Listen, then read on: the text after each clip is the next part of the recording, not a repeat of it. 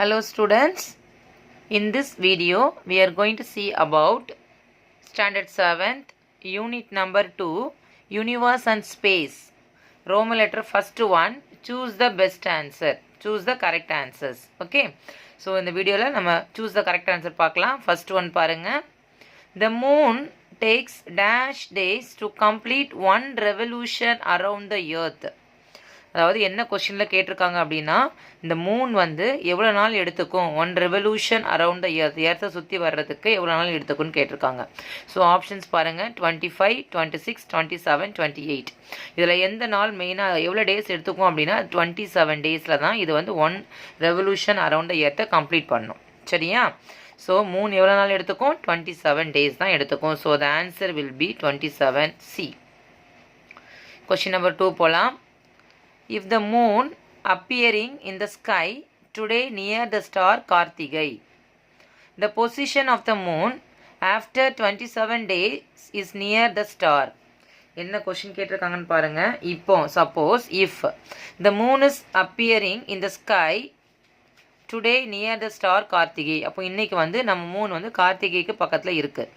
அப்போது ஆஃப்டர், அதாவது மூன் வந்து 27 டேஸ்க்கு அப்புறமா எந்த ஸ்டார் கிட்டே இருக்குன்னு கேட்டிருக்காங்க. சரியா?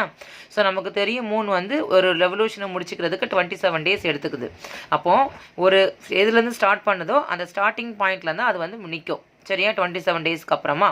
இப்போ பாருங்கள், இப்போ வந்து ஃபஸ்ட்டு ஸ்டார்டிங் நமக்கு என்னது அப்படின்னா அஸ்வினில் தான் ஸ்டார்ட் பண்ணும்.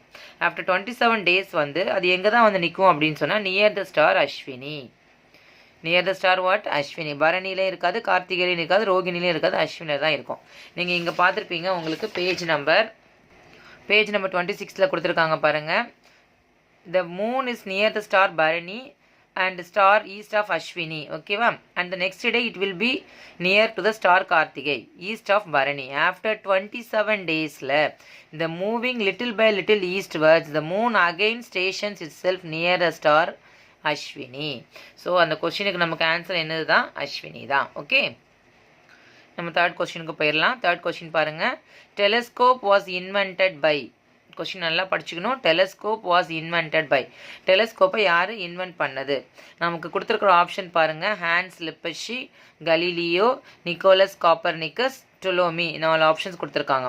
நமக்கு எல்லாருக்கும் உடனே தாட் வருது கலீலியோ. ஆனால் கலீலியோ ஆன்சர் கிடையாது. So telescope was invented by Hans Lippershey. ஓகேவா? ஆனால் கலீலியோ என்ன வேலை பண்ணாங்க அப்படின்னு சொன்னால், இவர் கண்டுபிடிச்ச டெலஸ்கோப்பை கலீலியோ யூஸ் பண்ணாங்க.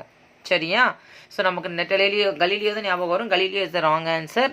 டெலஸ்கோப் வாஸ் இன்வென்டட் பை யார்னா ஹான்ஸ் லெப்பஷி. அதை யூஸ் பண்ணது தான் கலீலியோ.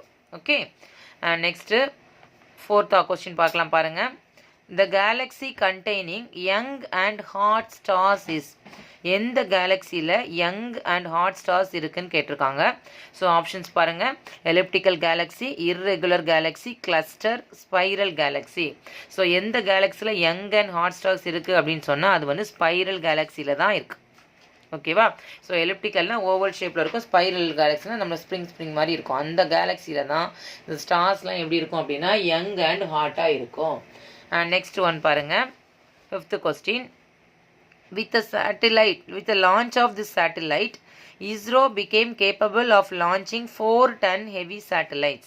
அதாவது எந்த லான்ச்சிங் ஆஃப் சேட்டலைட்டில் 4 டன் ஹெவி சேட்டலைட் எடுத்துகிட்டு போக முடியும் எந்த இதால் அப்படின்னு சொன்னால் அது நம்மளோட இருக்கிறதுலே பாருங்கள். GSAT-13, GSAT-14, GSAT-17.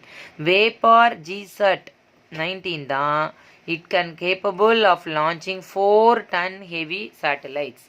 Vapor GSAT-19. Clear children? Can you understand this? Okay வா?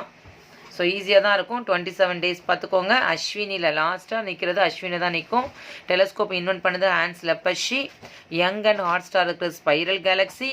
அதே மாதிரி 4-ton ஹெவி சேட்டலைட் இருக்கிறது கேப்பபிள் இருக்கிறது வேப்பார் GSAT-19. Thank you students.